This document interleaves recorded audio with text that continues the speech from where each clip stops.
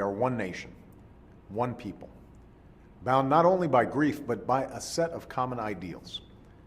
And that by giving back to our communities, by serving people, while we can't escape our grief for those we've lost, we carry on now, mindful of those truths. And finally, instead of turning inward with grief, we've honored the memory of those we lost by giving back to our communities, serving those in need, and reaffirming the values at the heart of who we are as a people. Thousands of other families across the United States are also drowning in our grief. As parents, as Americans, the news filled us with grief. And foremost in all of our minds has been the loss and the grief felt by the people of Orlando, especially our friends who are lesbian, gay, bisexual, or transgender.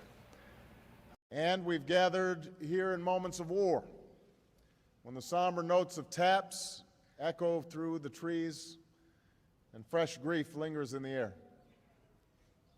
Today, more than half a century later, our grief and our outrage over what happened have not diminished.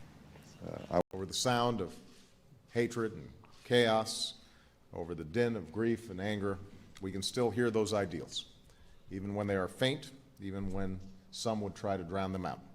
And in this national cemetery, it is another day when grief remains fresh.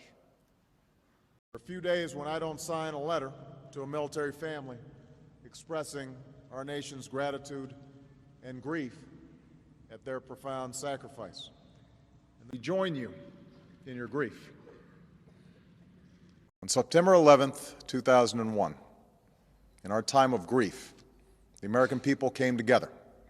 Through our grief and our tears, we resolved that their sacrifice would be our summons to carry on their work, to complete this mission, to win this war.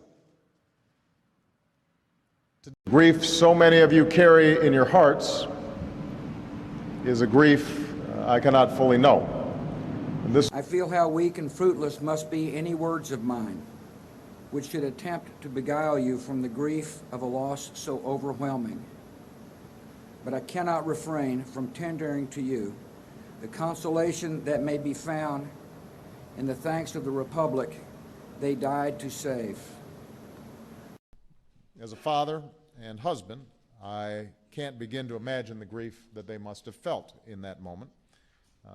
Their anger and their sense that the world was not fair. And a few weeks later, there was fresh grief for Aaron Douglas, an offensive lineman who passed away,